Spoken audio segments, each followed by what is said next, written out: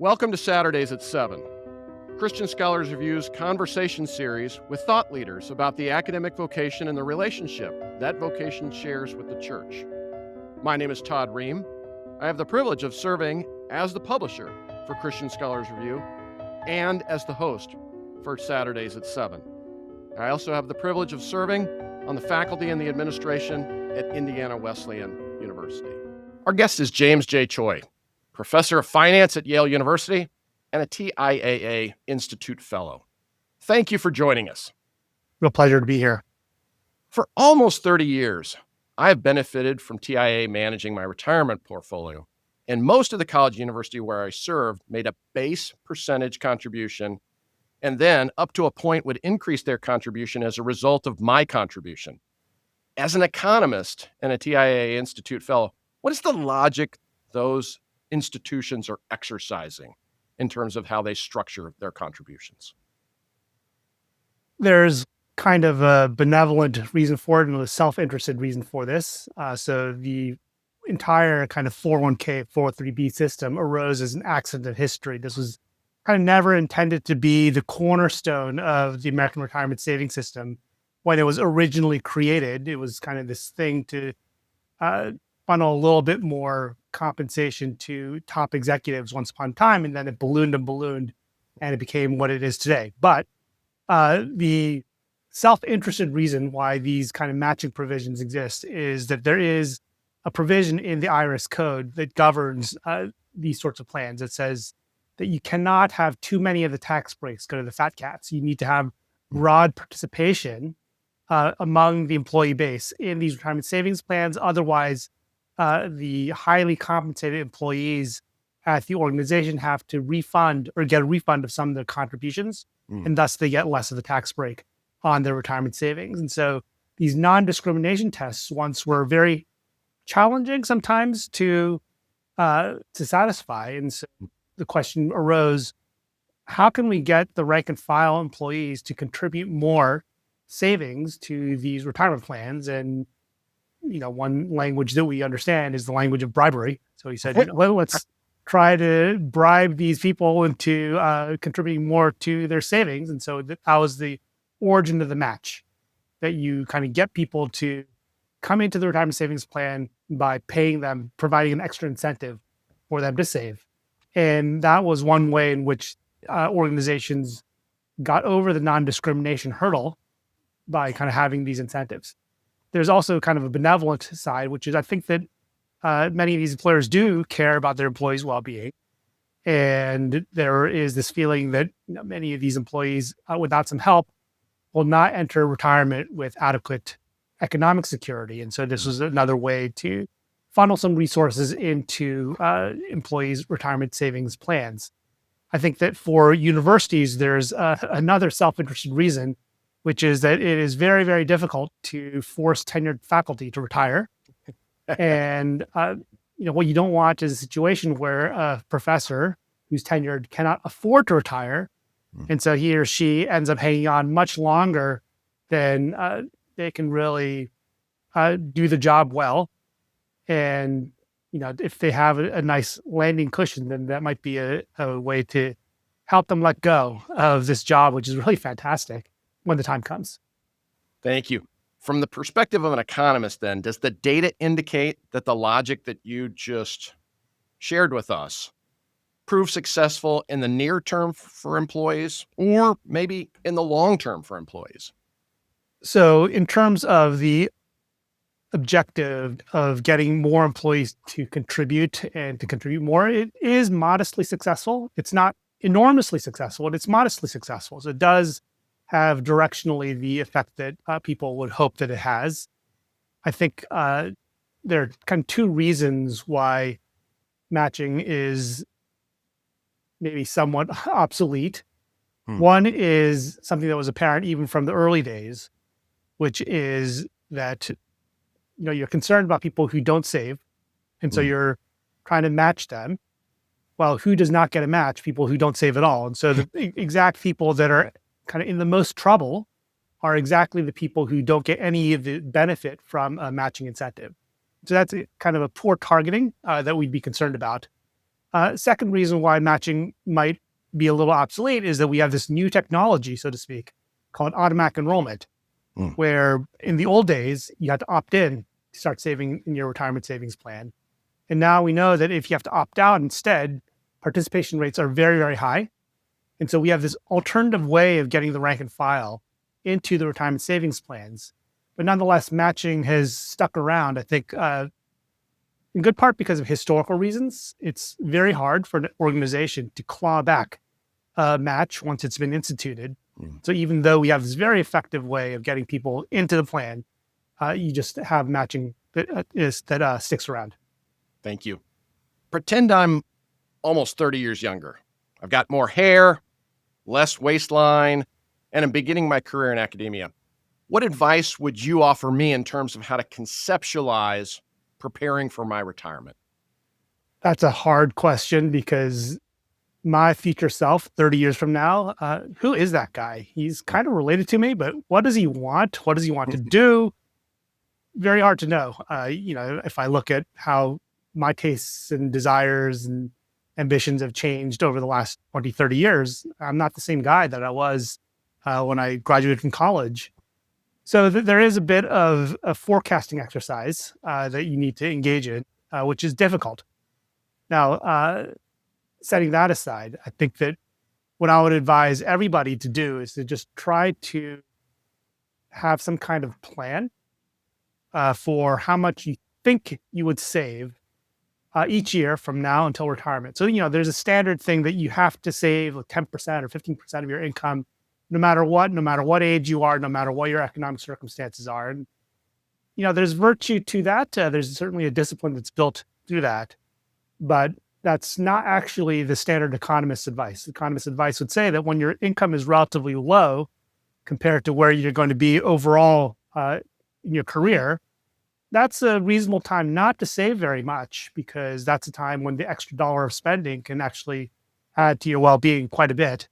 And it's when you're in your peak earnings years, when the extra dollars are a little bit more gravy, that you should be a super saver at that point in time. Life is complicated. The year that you get married, fantastic year to spend a lot of money relative to the year before, the year after. Things happen and circumstances change from year to year. So what I advise my students is not slavishly stick to 10% or 15% or 20%, what have you, but figure out how much do you think you can save this year? How much do you think you can save next year? What do you think your earnings trajectory is going to be? And just build out a savings plan from now until you retire, and then kind of add it up and see what would that grow to if you thought, let's say, your savings were going to grow at, say, 2% above the inflation rate. And does that leave you somewhere reasonable? And if that's not reasonable, you need to do something, because this is the best case scenario where everything goes according to plan, so to speak. And life happens, emergencies happen. And so you kind of want to build some resilience into your plan. But even if, when everything goes according to plan as you expect, if you're not in a reasonable place, then you need to have a different plan. Thank you. If a university were starting from scratch and designing a plan for their employees, and they existed in somewhat of a political or social vacuum at that time, so there weren't expectations maybe being brought to the table by virtue of history or culture, in what ways would you advise those institutions when it comes to structuring their plans they offer their employees? So the first thing that I would do is I would probably not have a matching contribution, but rather structure the employer contributions to be much more oriented or completely oriented towards what I'd call a non-contingent employer contribution.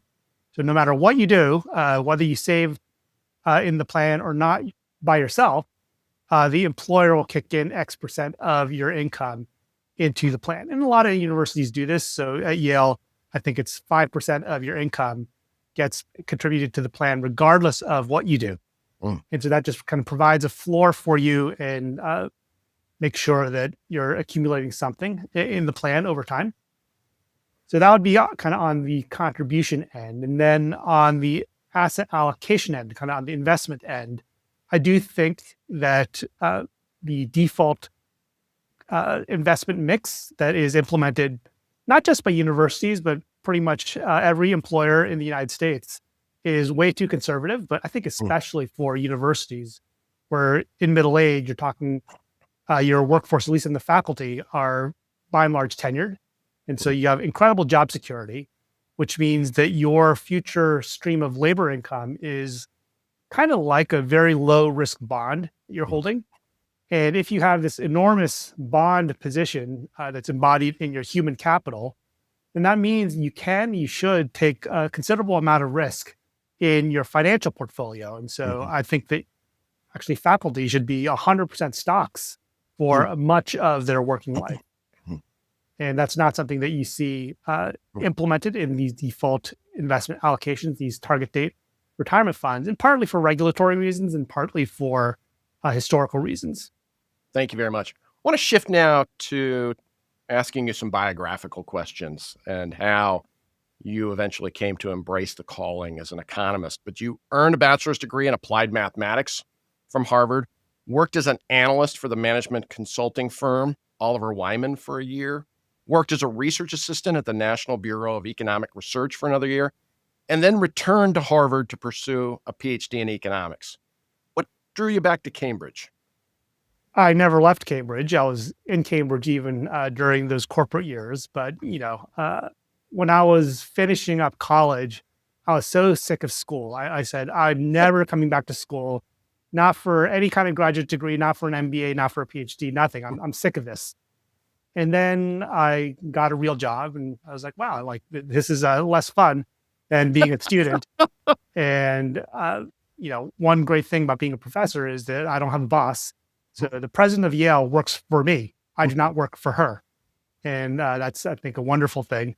So, I think that there was this sense that I got very early on in my management consulting career that I wanted to be a thinker, not a doer. And there was too much doing and not enough thinking in my job. And I think that the work that we did was good. It was valuable. Somebody should do it. It just wasn't me. And so I returned to academia. And, there are all sorts of things that are hard and frustrating about being an academic, as you well know. But even so, it was not as hard and frustrating as what I found out in the real world. At what point did you know economics would play a central role in how you exercised your vocation? This is something that happened, I think, towards the end of high school, where I've always been fascinated by human behavior. And I was also reasonably good at math. And so I thought, well, you can use math to try to understand and explain human behavior. And economics was the domain in which that happened. So that was a choice that happened before college. And then I was taking the courses and I thought this was a pretty good fit. Immediately after completing your PhD, you began an academic career at Yale's School of Management, an academic home where you've now served approximately 20 years. Perhaps you've already said this and indicated this, but would you describe the discernment process that led you to focus on an academic career in contrast to, say, industry or public service? Did you know at the time when you enrolled as a PhD student that you would stay within academia? I think by and large, it's not advisable to start a PhD, at least in economics, unless you want to be an academic. I think that it's such a long process. There is a lot of sacrifice of time and income. And actually, the entire value system that you're swimming in when you're doing a PhD is oriented towards producing professors. And if you go in thinking, that's not what I want to do, then I think it can be kind of a demoralizing experience. That said, it wasn't that I had to go in and be converted. I was already committed to trying to become a professor when I entered, when I actually applied to the PhD program. And so it was never really a question in my mind. That's the direction that I wanted to go in. In your estimation, what did you gain by a career in academia? And then what did you maybe give up by choosing a career in academia in contrast to, say, industry or public service? Well, the gain is that you can basically structure your own days and pursue things that you find interesting and to be continually creating. And there are deadlines. I mean, there's the tenure clock, obviously, Mhm. but the deadlines are not as generally fixed and close as they are in other realms of life. And so you have time to try to get the answer really right, or at least as right as you can. Also, the luxury of academia is that if a question is really hard and not answerable, then you just work on something else. Whereas I think in the real world, you have to make some decisions. And even if there are no good answers, you got to choose something. Yeah. And so you cobble something together and you kind of go for it. And that's, again, a necessary and noble task, Yeah. but maybe less satisfying from an intellectual point of view. And so that's something that I gained, kind of this autonomy, freedom to pursue these questions that are interesting to me, which I thought that I could answer fairly well. Mhm. And, what did I give up? I mean, I think one thing is that I, used to have hobbies, and now my research is my hobby, which is fantastic. I don't miss it at all. But, sometimes people develop these rich lives, hobbies outside of work. And I think that during the PhD, that kind of withered. And not to say that I don't do things outside of work, but kind of these elaborate extracurricular pursuits, that's not something that I really have in my life at this point. And then, I think that one fact about the academic enterprise is that there's not kind of this thicket of jobs wherever you might think you want to live. And so there's a geographic flexibility that I think is lost, where if you think, oh my gosh, like I really feel like I wanted to live in Manhattan, or I want to live in San Francisco, or I want to live in Chicago. Well, that might happen for you, but it's not like if I were a nurse or, a counselor or something like that, where I choose the place and then I go in and I'm very likely to find a job wherever I want to live. That's not the case in academia. Have any mentors been more formative in terms of your expectations and understanding of the academic vocation than perhaps others? Well, I had two very important mentors kind of coming up. One was my undergraduate advisor, Andrew Metrick. He was on faculty at Harvard. Actually happens to be my faculty colleague here at Yale now. Oh. But that kind of happened years after I'd finished at Harvard. And I think that he was the person who set me on the academic track, even though I was very sick of all the school stuff. At the end of my senior year, I started working with him on academic research while I was an undergrad. And I think that it was really inspiring to see what it was like to try to answer a question very, very thoroughly, very correctly, and with a lot of passion. And then I also try to keep in mind how calm he was about everything, even when I thought, oh my gosh, a disaster just happened in this research project. I'm sure that he was inside feeling very nervous because he was an untenured junior faculty member at the time. But he was very calm, very understanding, and I think that there's something about always being kind of the calmest, most collected person in the room that I try to emulate even now.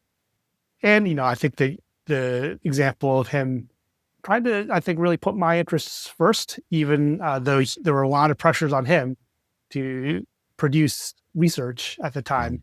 It was a very, very selfless spirit that I saw demonstrated by Andrew Metrick. And then in graduate school, my dissertation advisor, David Leibson, who I still work with, and, I also wrote papers with Andrew Metrick for a period of time. But, I've continued to work with David for, decades now, and to see the integrity and the kindness with which he conducts his life and his research has been a real model to me. Are there any authors who've had an outsized impact on your way of thinking, your sense of understanding of the vocation and the ideas that you find important? I think that my reading is diffuse enough that it's hard to point to any single author. Obviously, there are many, many great papers that I've read over the years, but I don't think that I could point to particular authors. I mean, it's not like in some fields where researchers or scholars will write big tomes and you kind of read this magnum opus and it's this 500-page thing that, no, I mean, we write 40, 50-page research articles. Each one is a contribution, but it's, I think, maybe unlikely that any single research article would change the way that you look at life or change the way that you approach your profession. Now, when we write them, we all feel that they are going to have that impact, of course, when they hit print or they get posted. But yes, I think if we're reasonable, we know that, yeah, incrementally we move the needle in terms of thinking. Well, without positive illusion, nothing would end up happening. So Right. we just have to dilute ourselves a little bit Yeah. at the beginning of every project. No, no. Thank you. I want to transition now to asking you a little bit more about your work at Yale and some of your teaching and the research that you've done.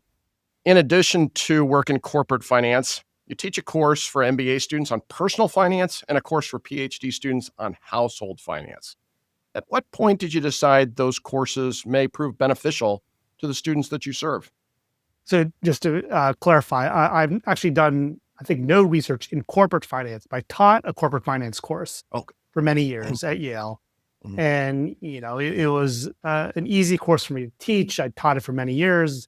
I'd, good jokes at different sections of the course, and I would tell year after year. And Always important. yeah, and they would go over well. And it was very easy. And I could have done it for the rest of my career. And I enjoyed teaching that course. That said, my research is in household finance or personal finance. Mm-hmm. And once I got tenure, I remember this thing that Andrew Metrick told me, my mentor.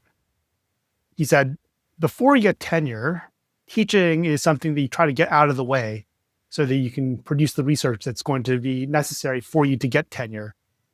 After tenure, teaching is a way to build your legacy.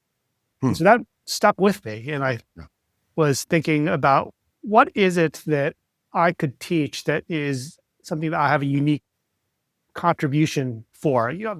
Corporate finance is taught everywhere, and anybody with a PhD in finance or economics could do reasonably well teaching that course. Very standardized. But personal finance in the way that I thought I could teach it is something that first is not taught in many business schools. And then if it is taught, and you do see it taught at many undergraduate institutions, it's taught in, I think, what I would characterize as a rather unscientific way. There are lots of rules of thumb and things that, even if you take these courses and follow their advice, you'll end up somewhere reasonable. It's not bad advice, but it's not really engaging with the science of personal financial management that has developed over the decades, which sometimes is at variance with the popular wisdom. And so I thought this was an opportunity. I have tenure. I can devote some more energy to these extracurricular activities within the academy. And so I decided that I wanted to create this course. Another thing is my research is in something called behavioral economics or behavioral finance. And this is research that's focused on finding ways that people make mistakes or irrational. And I think that a lot of the research there is a little bit oriented towards, look at these stupid things that we all do. Isn't that really amusing? And there is less of an orientation towards, like, how can we fix this? And I thought that this course that I developed could be some contribution towards fixing some of those mistakes. Thank you. In what ways do you find those courses then fulfilling? And perhaps you just mentioned it in that, you can correct mistakes before students may engage in them or advise others to engage in them. Yeah, so I think that there is a sense of service that I get from developing and teaching the course. And then I think there is what I'm trying to make. There's an intellectual contribution that I'm trying to make. Again, the way personal finance is generally taught in the world is kind of a very basic financial literacy type of sequence.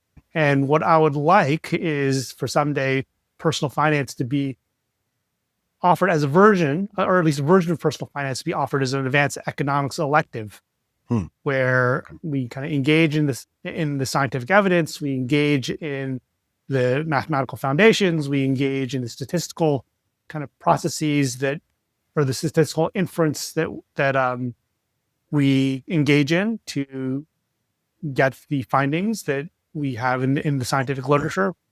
And so it's still kind of an experimentation process that I'm in the middle of, where I'm trying to figure out how do we kind of bring the best of the science to people who are bright, literate, but not trained PhD economists. And frankly, a lot of PhD economists also don't know this stuff. So many of my colleagues have told me, my gosh, I should take your course. And sometimes they'll ask me, what should I do in my 403B? And I tell them, this is what you should do. They say, oh my gosh, like I've been doing it completely wrong. And so there is a surprising lack of engagement within even academic economics training towards these very practical questions about which we do have a substantial scientific body of knowledge. I understand that your search for a textbook, per se, for your personal finance course proved to be curious. To begin, would you provide an overview of what the trade market offers in terms of books that you reviewed? So I think that you're thinking about this paper that I wrote where I tried to read, or I did read, the 50 most popular personal finance books out there at the moment, and to summarize the advice that they give, and then compare it to the prescriptions that come from economic theory. And, you do find some areas of agreement and disagreement. But one thing that's quite striking is just the way that certain themes, phrases, tropes appear over and over again across these books, across the decades. So things like pay yourself first. You aren't going to spend money that you don't see, so try to squirrel this money away in another bank account, apart from your kind of main bank account. That's just an example. So you do see things reappearing over and over again. So there are actually very few original thoughts in the personal finance space, at least in the trade book sector.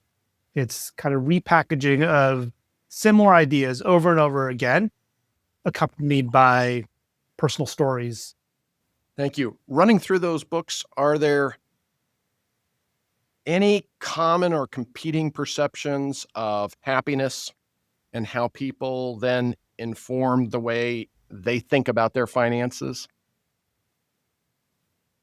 I think that the books generally, there's the implicit message that the more money you have, the better your life will be. And I think that there is some warrant to that there are nice things that you can do for yourself and for your family and for your loved ones when you do have money. I think that a lot of the books do try to have a tempering message that money is not everything. But generally, I think that there's this theme that more money would be nice, maybe very nice. It depends upon the author exactly how much emphasis they put on one pole versus the other.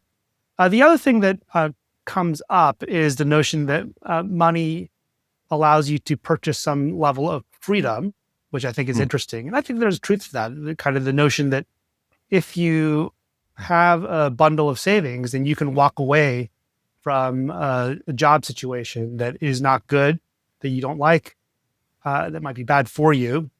Whereas if you are living paycheck to paycheck, then you don't have that freedom to change your situation. Are there any common or competing perceptions in those books about what it means to be human too? Oh, that's an interesting question. I don't know if the books get that deep, honestly.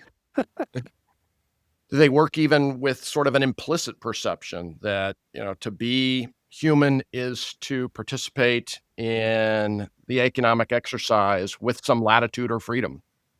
Yeah, I mean, I think that there is the implicit assumption, probably explicit assumption that engaging in commercial activity, buying things for consumption is something that people would like to do, that you would like to do, and you would like to do more of it. I don't think that that's a very uncommon assumption. And it's common enough that I don't think that the books really engage with it in any kind of explicit way. Yeah. Thank you. Before we close, and as our time becomes short now, I want to ask you about your understanding of the academic vocation and how you've learned to structure it over time. As an economist, first to start, in what ways have you come to understand it? What characteristics, qualities, and or practices prove fundamental to you and your understanding? Well, I think that the academic vocation is a noble one. And I kind of come back to Proverbs 25:2. It is the glory of God to conceal things, but it is the glory of kings to search them out. And so there is inherent value in discovery and to uncover these things that God has created, truths that God has created. So I think that is part of being made in the image of God. What does God do? God creates. And by co-creating, we engage in that image bearing. So there's that kind of aspect, the inherent value of creation discovery. And then I think there's a aspect of service where we are equipping our students, our colleagues, fellow scholars to do something that hopefully is of value, that promotes human flourishing. Maybe it feels more obvious in the kind of the very practical fields, whether it be management or engineering or medicine, that sort of thing. I think even when it comes to the humanities and contemplating, what is it about this piece of literature or this piece of art that makes it beautiful? How does it engage with our culture and our society? There is value in helping people. There's service in helping people understand that, appreciate that. And I think that if you don't have that connection to a sense of purpose, of service, then this becomes a relatively hard discipline to stay excited about for the long term. In what ways, if any, has the culture at the Yale School of Management proven instructive in terms of how your understanding of the academic vocation has emerged over the 20 years you've now spent there? Our motto is that we educate leaders for business and society.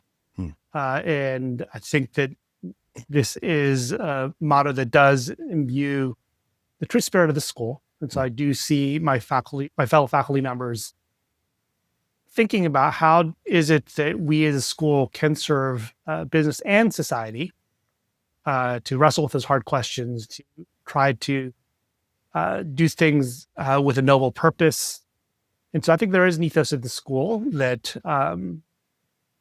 does make working here more fun and pleasant. And also, when I thought about making my personal finance course, that was one thing that I thought about, kind of how do we serve society? And I tell my students at the beginning of the semester, actually, your personal financial situation in the future will be just fine. So I don't actually care that much about your personal financial situation. Even if you never took this class, you'll be just fine. But you're going to be seen as kind of pillars of your community, hopefully. And people say, well, you have an MBA from Yale. This thing happened in the stock market. What should I do? How should I think about it? And I would like them to be able to provide an answer that is informed by something that is true and on the frontier of knowledge, rather than something that they just kind of made up, they heard somewhere on the internet. Thank you. In what ways has the larger culture of the university then also proven instructive in terms of your understanding of the academic vocation? I don't know if it's the university as a whole is such a diffuse entity. So I think that's a harder question to answer. I do think that in the academic vocation in general, though, what you have is kind of extended periods of no feedback on your work, and then many, many more instances of negative feedback on your work than positive feedback on your work. And so I think it is easy to burn out and get discouraged. And I tell myself, and I tell students frequently, is that our call is actually not to be successful. Our call is to be faithful. And if I am faithful in the process and in the day-to-day living, then, well, the success, if it comes or it doesn't come, that's in God's hands. Yeah. Thank you. For economists broadly, then, what intellectual or moral virtues do you believe are important to cultivate? If you're talking about economists as people, I think that humility is something that we would all do well to cultivate. And I think for economists, we're known as the imperial social science because we kind of stick our nose in places where you might think the economists have no business sticking our noses in. And that's because generally our approach is, we have just the answer for you. What's the question? There's a notion that our toolbox, our intellectual framework is so powerful and so useful that we can kind of answer questions about, many, many things. And, there there is a reason why economists have become very, very influential. I do believe the toolbox is very useful, but there are things kind of outside of the economic framework that are important and which we can give short shrift to. So, for example, economists are very fixated on efficiency. And the reason that we became fixated on efficiency is it's something that we can measure and something that we have good theoretical constructs for. And even though there's always this caveat as we're teaching these concepts of efficiency, that this is not the only thing that matters for people or for society. It's just something that we can measure. But the saying goes that what gets measured gets managed. And when this thing, whether it be GDP or any other measure of efficiency gets measured, then it becomes easy to think that that's the only thing that matters. Thank you. For economists then, and perhaps it's implied in some of what you just mentioned, what vices do you believe are most important to confront? Well, I mean, I think, again, the kind of lack of humility is the vice that you would want to avoid. And then I think the notion that you need to maximize everything. And I think that there is virtue in saying that I'm going to back off and actually sacrifice something, even though that's kind of lead to less product, less efficiency. And so I think that, for example, the discipline of tithing some of your income, that's letting go of a portion of accumulative capacity, to say that money is, it's a good thing in many respects, but it's not the ultimate thing. And so to signify that it's not the ultimate thing, I'm going to give a bunch of it away. And, it's not just kind of about money, but, about time, relationships, that sort of thing, where you can say, look, this thing that I'm doing is in some sense, in some worldly sense, a waste or not a productive use of time, but I'm going to do it anyway because this is a reflection of values and of something that's important to cultivate. For our final question then today, I want to ask you, in what ways do you believe economists can be of greater service to the church? And in what ways do you believe the church can be of even greater service to economists? Well, economists do know some stuff that intersects with stuff the church engages in. I think the most obvious area is in poverty relief. The church has kind of long been engaged in helping the poor. And there are better ways to do that. There are worse ways to do that. There are ways that are effective. There are ways that are ineffective. And if there were kind of more engagement, I think, between economists and the church on these matters, then I think that the church could end up doing more worldly good. There are other areas where I think that we have maybe less definitive empirical evidence on, but there's a burgeoning field called the economics of religion, where economists apply their tools to try to explain various kind of features of the religious landscape. And one finding or one theory that I think is quite interesting is a theory that tries to explain why is it that the United States is so religious, whereas Europe is rather irreligious at this point in time. And the theory goes that this is really about monopoly versus competition. So in many European countries, there are state churches. And so what you end up having is kind of this state-subsidized monopolist on the religious sector. And that ends up, in the long run, not serving the people very well, because monopolies tend to get lazy and extractive and just not service-oriented. Whereas in America, we have a cacophony of religious denominations and religions, which, obviously there are some downsides to that as well. But I think the upside, other than kind of the very important upside of just freedom of religion and conscience, is that there is competition. And that means that if a certain denomination or religious pro-church group is not serving the people well, then people will vote with their feet. And again, there's kind of dangers to people just going to hear what their itching ears want to hear. So I want to temper that statement. But there could be some truth to this, that kind of state religion, state-sponsored religion, is actually very bad for the religiosity of the population. And I think there's something to that's something to think about as we contemplate, in the culture wars, how much do we want to insert government on behalf of the church, on behalf of Christian beliefs? I think that theory could have something to say about that. Now, I haven't answered the second part of your question, which is how can the church help economists? And I think that's a very, very hard question. I do think that this is maybe not the necessarily the theme that you might have had in mind in terms of how the church would serve economists, but economists love to run studies and to understand social phenomena, and the church is engaged in all sorts of activities that are of interest to economists: poverty alleviation, character formation, et cetera, et cetera. And there are ways to do these things that make them amenable to study and for learning kind of generalizable lessons. Yeah. And there are ways to do these things where you don't know at the end of the day whether it did any good or not, what it did.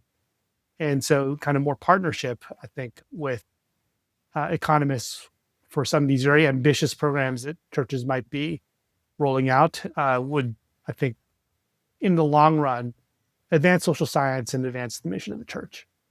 Thank you. Thank you very much. Our guest has been James J. Choi, professor of finance at Yale University and a TIAA Institute Fellow. Thank you for taking the time to share your insights and wisdom with us. It's a real pleasure. Thank you. Thank you for joining us for Saturdays at 7. Christian Scholars Review's conversation series with thought leaders about the academic vocation and the relationship that vocation shares with the church. We invite you to join us again next week for Saturdays at 7.